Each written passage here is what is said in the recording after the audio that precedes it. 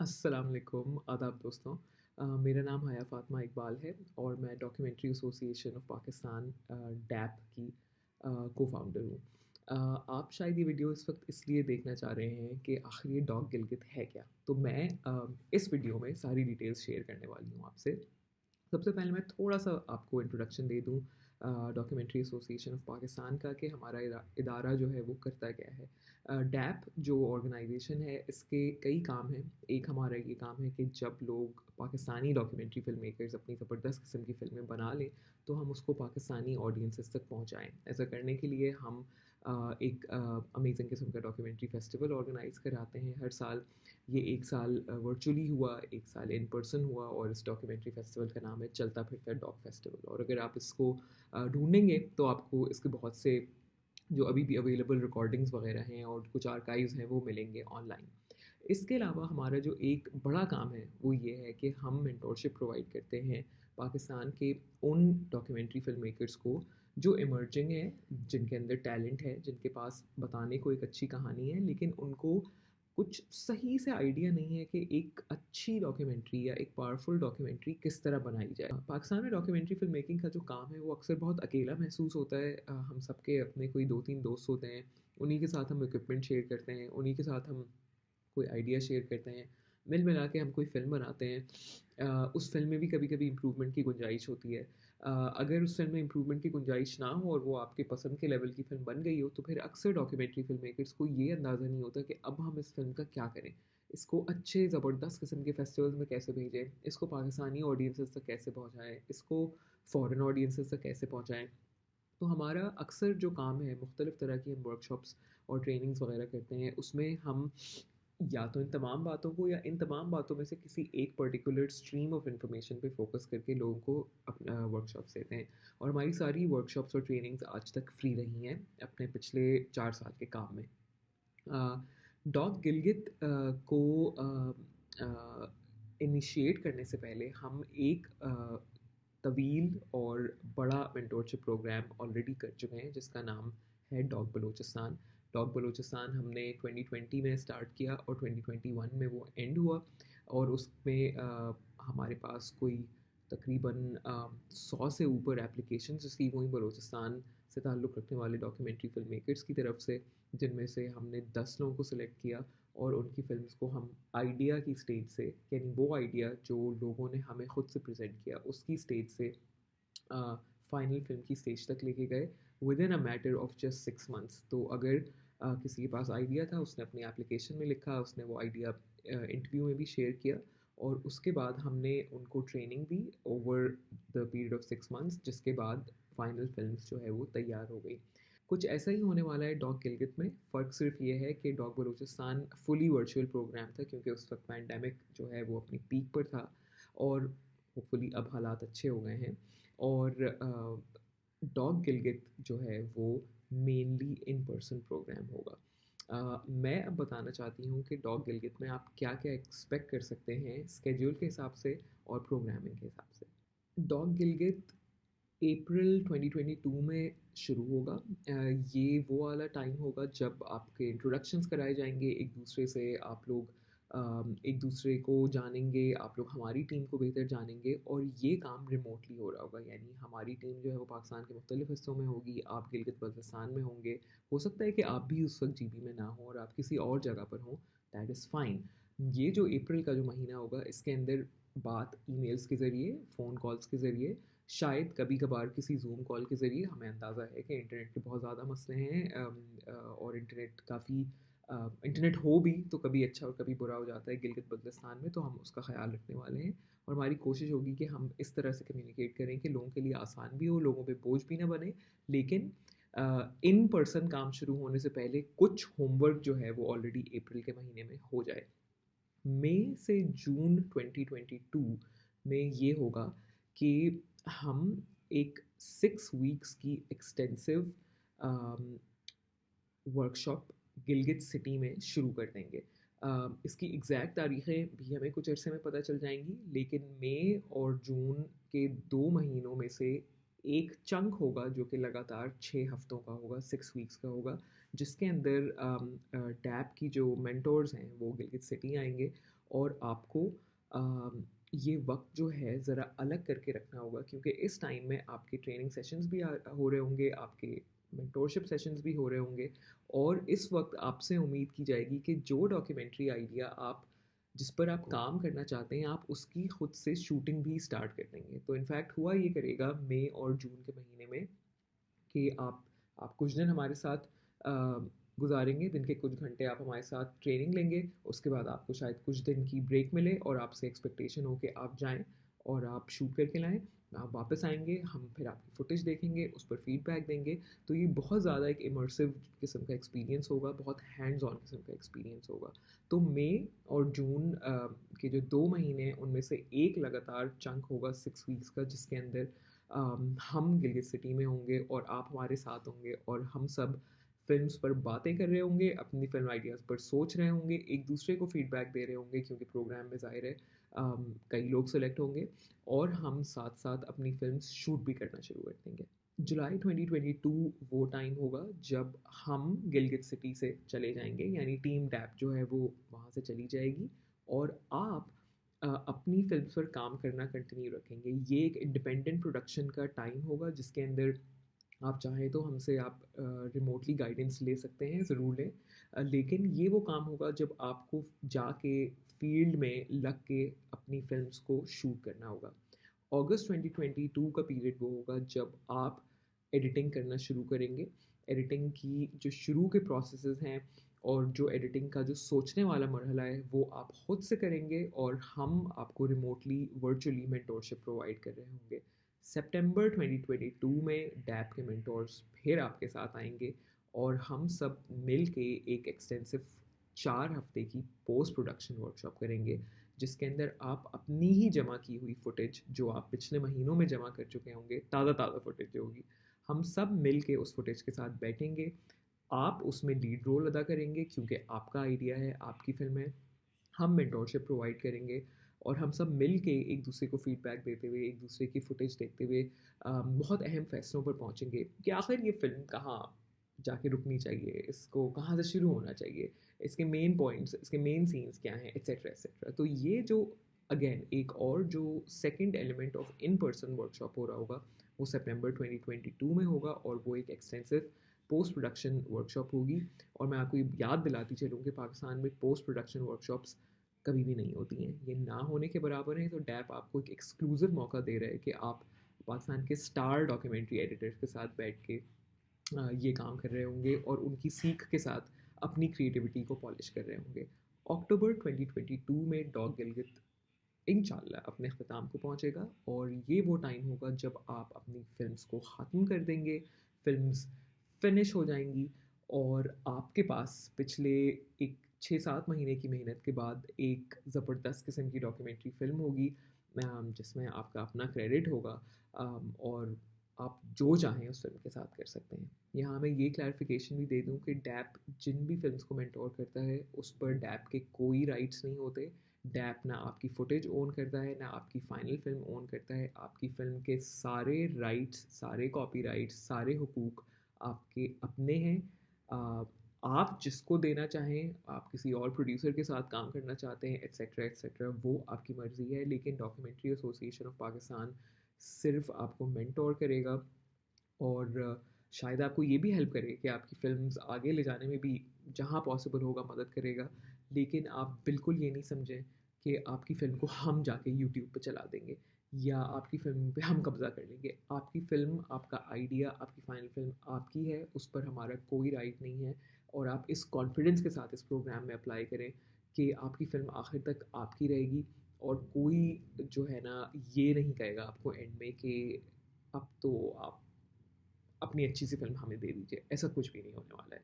इस वीडियो को आपसे शेयर करने का एक बड़ा मकसद ये है कि आप एक ज़बरदस्त एप्लीकेशन फिल करके डॉग गिलगित का हिस्सा बने। अक्सर होता ही है कि जब हम कोई थोड़ा सा डिटेल्ड एप्लीकेशन फॉर्म देखते हैं तो हमें लगता है कि हम जो भी भर देंगे बस जल्दी जल्दी डेडलाइन मीट करें और काम बन जाएगा। डॉग गिलगित में ऐसा कुछ नहीं होने वाला।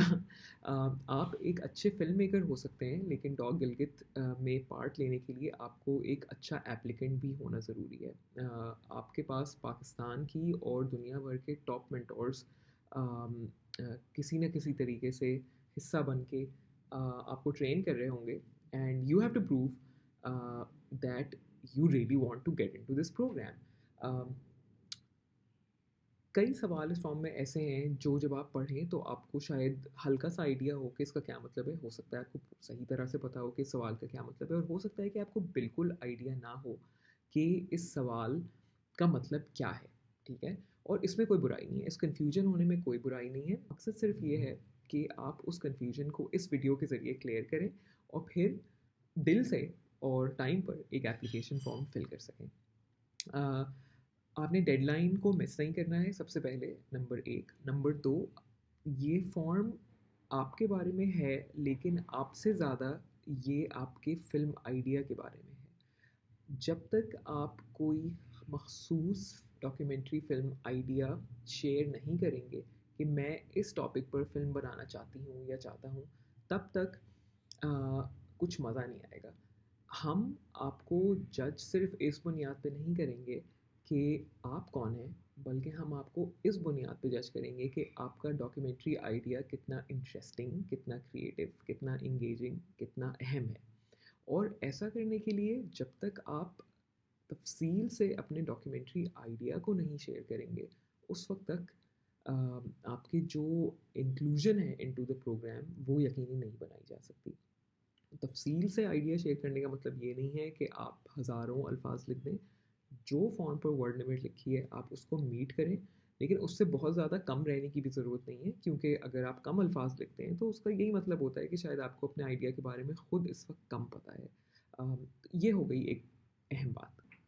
डॉग गिलगित के एप्लीकेशन फॉर्म में एक अहम सवाल ये है कि आपकी फ़िल्म का सिनॉप्सिस क्या है। अब हो सकता है कि आप इस सवाल को पढ़ के थोड़ा सा परेशान हो जाएं, क्योंकि आपको लगे कि मेरा तो आइडिया भी बहुत शुरू की स्टेजेस में है, मुझे क्या पता कि मैं कैसे सिनॉप्सिस लिखूं, मुझे क्या पता कि मेरी फ़िल्म के किरदार क्या हैं। मुझे तो अभी सिर्फ एक ख़्याल आया है। तो एक तो ये कि अगर ख़्याल आया है और एप्लीकेशन फॉर्म आपके सामने आया है, तो अब उस ख़्याल पे थोड़ा सा और सोचने की ज़रूरत है और थोड़ा सा आसपास देखने की ज़रूरत है कि आप अपनी फ़िल्म किस बारे में बनाना चाहते हैं। लेकिन इस सवाल के जवाब देने का एक तरीका है। अगर आप उन चंद चीज़ों को कवर कर लेंगे और उन तमाम चीज़ों पे थोड़ी-सी रोशनी डाल लेंगे अपने जवाब में, तो काफ़ी ज़्यादा चांस है कि आपका सिनॉप्सिस बहुत अच्छा और बहुत पावरफुल और बहुत क्लियर बन के सामने आ सकता है। अपनी फ़िल्म का सिनॉप्सिस लिखते वक़्त आपको ये बात सबसे ज़्यादा अहम लगनी चाहिए कि आप ये क्लियरली लिखें कि आपकी फ़िल्म की स्टोरी क्या है, यानी आपकी फ़िल्म की कहानी क्या है। अक्सर जब मेरी मुलाकात होती है कुछ फ़िल्म मेकर्स के, तो जब उनसे पूछो कि फ़िल्म की स्टोरी क्या है, तो वो कहते हैं कि फ़िल्म जो है वो क्लाइमेट चेंज के बारे में है, या फ़िल्म जो है वो वुमेन्स राइट्स के बारे में है।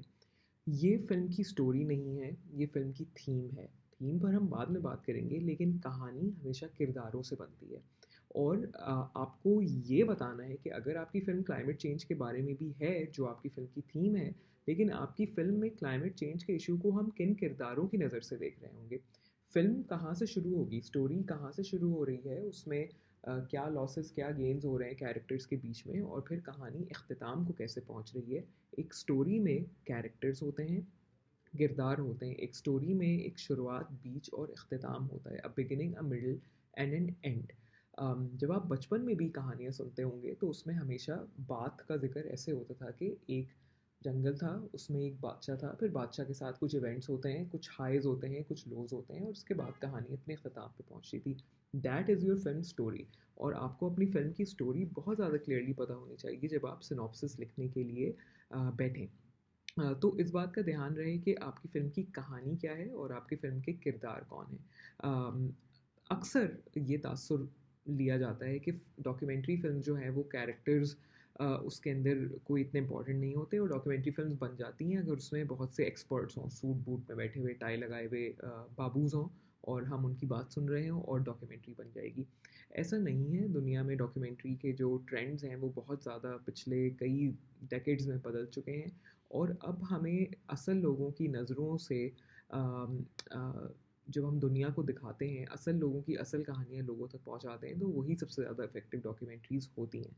अम, तो हम ज़्यादा इंटरेस्टेड हैं उस तरह की कहानियों में, उस तरह की डॉक्यूमेंट्रीज़ में जिसमें आप अम, रियल लाइफ के किरदारों के ज़रिए ही हम तक कोई कहानी पहुँचाएँ। यही आपके कैरेक्टर्स होंगे। आपकी फ़िल्म में एक किरदार हो सकता है, 2-3 किरदार हो सकते हैं। ज़ाहिर है कि आप शॉर्ट फ़िल्म्स जो है बनाने वाले हैं इस प्रोग्राम में, तो उसमें किरदार कोई 10 किरदार तो नहीं हो सकते। लेकिन कुछ मेन किरदार होंगे जो कि आपकी जो स्टोरी है, जो बिगिनिंग, मिडल एंड एंड वाली चीज़ है, उसको आगे लेके चलेंगे। उन्हीं की नज़र से हम मसले को समझने की कोशिश कर रहे होंगे। उन्हीं की नज़र से हम खुशियाँ देख रहे होंगे, गमज़दा फ़ील कर रहे होंगे through out the narrative of the film.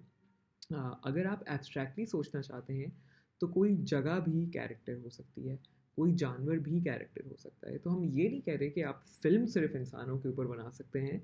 अम, किरदार जो है वो कोई स्पेस भी हो सकती है, कोई प्लेस हो सकती है, कोई लोकेशन हो सकती है। किसी फ़िल्म के अंदर कोई जानवर भी किरदार हो सकता है, लेकिन उसके लिए ज़रूरी है कि आप थोड़ा सा टाइम लगा के सोचें कि आपकी कहानी के एक्चुअली किरदार कौन है। और जब हम उन किरदारों के ज़रिए इस फ़िल्म को देखेंगे, उनकी उनकी नज़र से फ़िल्म को देख रहे होंगे, तो कहानी किस तरह से बिगिनिंग, मिडल और एंड के प्रोसेस से गुज़र रही होगी, और फ़िल्म में क्या नज़र आ रहा होगा।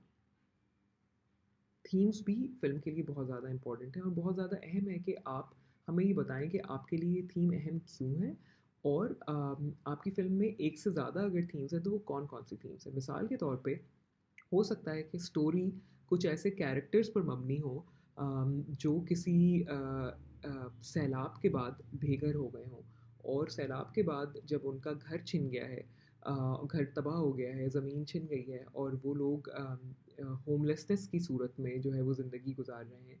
तो आपकी फ़िल्म तो उन किरदारों पर होगी, आपका कैमरा तो उन पर होगा, मगर जिन थीम्स पर बात हो रही होगी, वो होमलेसनेस भी हो सकती है, वो क्लाइमेट चेंज भी हो सकती है, वो लोकल लैंड राइट्स भी हो सकते हैं, वो औरतों का प्रोटेक्टेड ना होना भी हो सकता है जब वो घरों में और किसी सेफ शेल्टर में नहीं रहती। तो आपकी फ़िल्म में स्टोरी तो एक होगी, किरदार कई होंगे, थीम्स भी कई हो सकती हैं। इसकी थीम को समझने के लिए एक आसान मिसाल ये भी है कि आपने शायद हॉलीवुड की जो फ़िक्शन फ़िल्म है टाइटैनिक वो देखी हो। तो टाइटैनिक कहानी तो रोज़ और जैक की है और उनकी लाज़वाल मोहब्बत के बारे में है, और किस तरह वो एक कश्ती पे मिलते हैं और रोज़ जो है वो दुखी होती हैं और जैक उनको खुश कर देते हैं और दोनों एक दूसरे की मोहब्बत में गिरफ़्तार हो जाते हैं। लेकिन अगर आप थोड़ा-सा डिस्टेंस लें उस फ़िल्म से और आप देखें कि उस फ़िल्म की थीम्स क्या हैं, तो इस फ़िल्म की थीम में क्लास पॉलिटिक्स बहुत ज़्यादा अहम है, क्योंकि उसमें अमीर और गरीब का फ़र्क बहुत ज़्यादा खुला तौर पे दिखाया गया था। और इस बात पर भी बहुत कमेंट्री की गई थी कि अगर आप गरीब हैं और आपको किसी अमीर खातून से मोहब्बत है, तो फिर आपके जो चांसेस हैं वो थोड़े कम हैं। तो टाइटैनिक की थीम्स जो है वो क्लास पॉलिटिक्स भी हैं, टाइटैनिक की थीम जो है वो सैक्रिफाइस भी है, कुर्बानी भी है, मोहब्बत की ताकत भी है, और अमीर लोगों का घमंडीपन भी हो सकता है। तो थीम्स ये हैं, लेकिन कहानी किरदारों के बारे में है। हर अच्छी स्टोरी में कॉन्फ्लिक्ट होना ज़रूरी है। कॉन्फ्लिक्ट का मतलब ये नहीं है कि तुगरल के अंदाज में जो है वो सब लोग तलवारें लेके खड़े हुए हों और एक्चुअल जंग होना शुरू हो जाए। कॉन्फ्लिक्ट का मतलब ये है कि कोई चीज़ है जो ऑडियंस को समझाने की कोशिश की जा रही हो, या कोई उलझाव है जिसको सुलझाने की कोशिश की जा रही हो सकता है कि ये जो उलझाव हो इसका शिकार आपके स्टोरी के अपने कैरेक्टर्स हों। हो सकता है कि कैरेक्टर के साथ कोई ऐसी सिचुएशन हो रही हो फिल्म की स्टोरी के दौरान, जिसका रिज़ल्ट हम देखना चाहते हैं, जिसका एंड हम देखना चाहते हैं कि अरे वो शख्स जो है वो ये हासिल करना चाह रहा है, क्या उसको ये चीज़ मिलेगी या नहीं मिलेगी।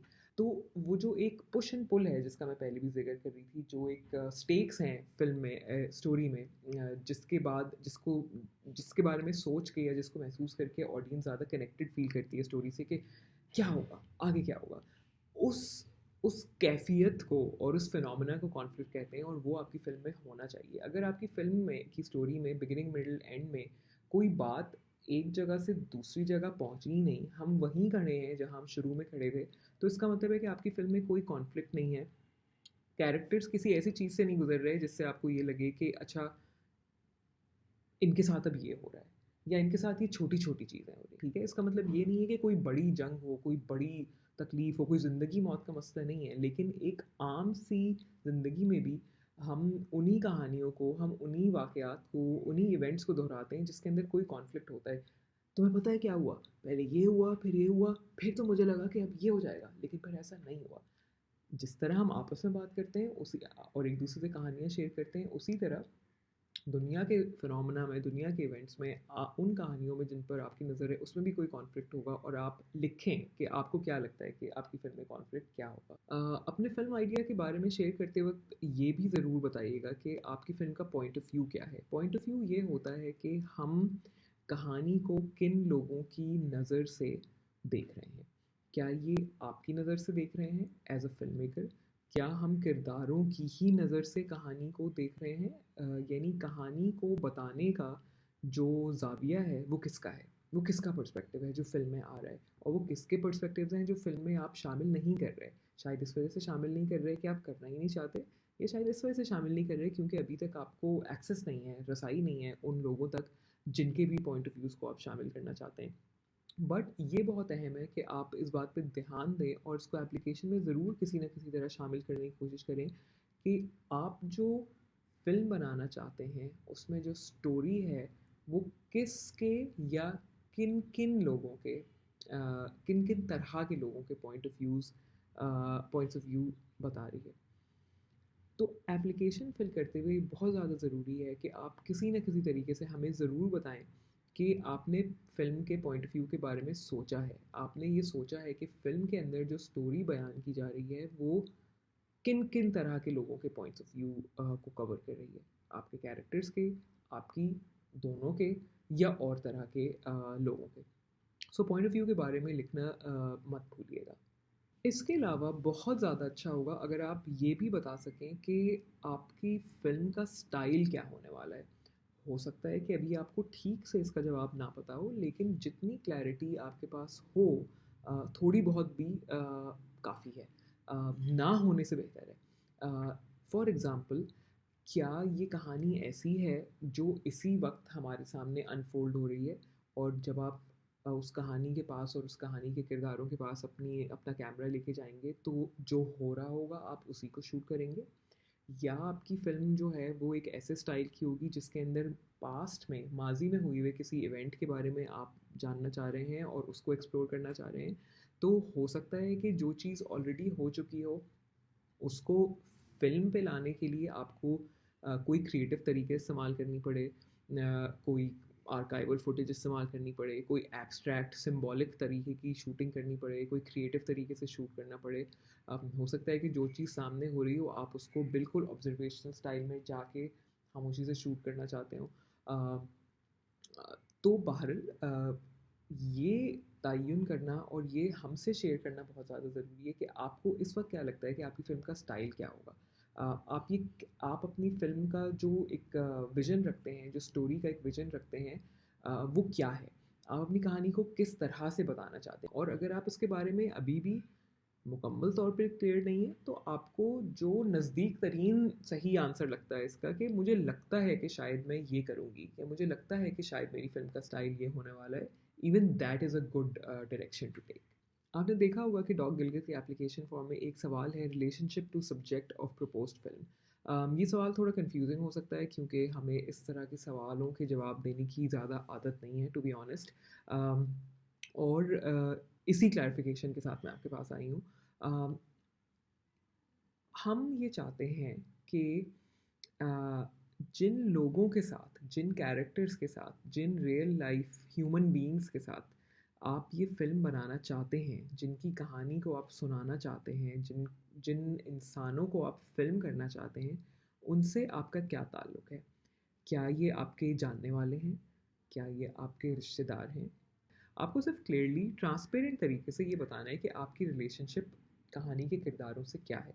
हो सकता है आपकी फ़िल्म में कई किरदार हों और आप ये भी लिखना चाहते हो कि फ़िल्म के जो 2 किरदार हैं उनको मैं काफ़ी अरसे से दूर से जानता हूँ या जानती हूँ, और मुझे लगता है कि मैं अगर उनके पास जाऊँगा या जाऊँगी फ़िल्म के बारे में अप्रोच करने के लिए तो वो मान जाएँगे। लेकिन फ़िल्म में एक किरदार ऐसे हैं जो कि उन्हीं 2 लोगों के दुश्मन हैं, और मैं उनको भी उनके पॉइंट ऑफ व्यू को भी सामने लाना चाहती हूँ। लेकिन अभी मुझे नहीं पता कि मुझे उन तक एक्सेस मिलेगा या नहीं। या मुझे लगता है कि एक्सेस तो वो क्या ही देंगे, मुझे कुछ क्या कहते हैं, कोई स्मार्ट वेज इस्तेमाल करने पड़ेंगे कि मुझे उनकी साइड ऑफ द स्टोरी भी पता चल जाए और पता चले कि वो ऐसा क्यों करते हैं मिसाल के तौर पे। तो आपने, मकसद कहने का ये है कि इस सवाल का कोई सही या गलत आंसर नहीं है। इस सवाल का कोई ये आंसर नहीं है कि ओ अगर आप किसी को 10 साल से जानते हैं और आपका कोई दोस्त है तो बस ये आपकी फ़िल्म अच्छी बनेगी। रिलेशनशिप जैसी भी हो, चाहे नई हो, चाहे पुरानी हो, चाहे बहुत करीब की हो, चाहे थोड़ी-सी तकल्लुफ़ वाली दूर की हो या दोस्ती की हो या दुश्मनी की हो, हर रिलेशनशिप के अपने चैलेंजेस होते हैं। तो आपने सिर्फ़ इस सवाल के जवाब में एसेंशियली तफ़सील से वर्ड लिमिट को मद्देनज़र रखते हुए, लेकिन वर्ड लिमिट के साथ इंसाफ करते हुए भी ये लिखना है कि आपकी आपकी कितनी कुर्बत या कितनी दूरी है उस कहानी से और उन कैरेक्टर से जिनकी कहानी आप बताना चाहते हैं। और आपको अगर दूर की कोई कहानी है या ऐसे लोगों की कहानी है जिनको शायद आप पे भरोसा ना हो, तो आपको क्या लगता है कि आप ट्रस्ट का रिलेशनशिप उनसे किस तरह से कायम करेंगे? या अगर ट्रस्ट कायम हो ही नहीं सकता तो आप फिर किस तरह एथिकल तरीके से फिर भी कोई इन्वेस्टिगेशन करेंगे? क्योंकि ज़ाहिर है आप किसी के घर के अंदर जाके छुप के वीडियो नहीं बना सकते।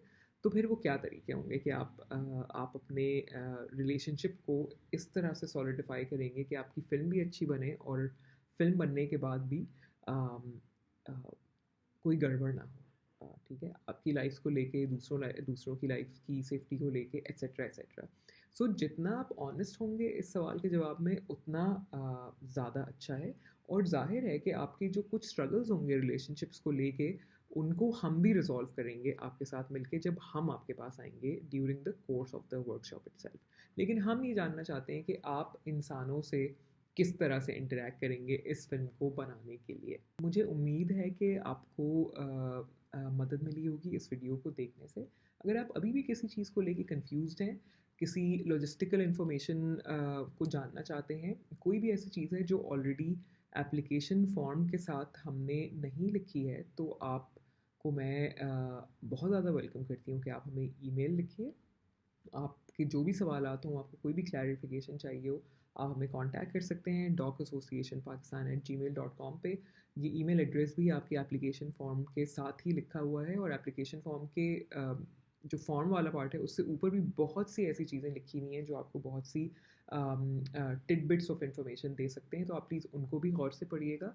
इस वीडियो को भी आप एक से ज़्यादा बार देख सकते हैं और आप इसके बावजूद भी अगर आपको कोई कन्फ्यूजन हो तो आप प्लीज़ डेडलाइन से पहले हमें ईमेल कर सकते हैं और हम आपको जल्दी जल्दी जवाब देने की पूरी पूरी कोशिश करेंगे। Thank you so much.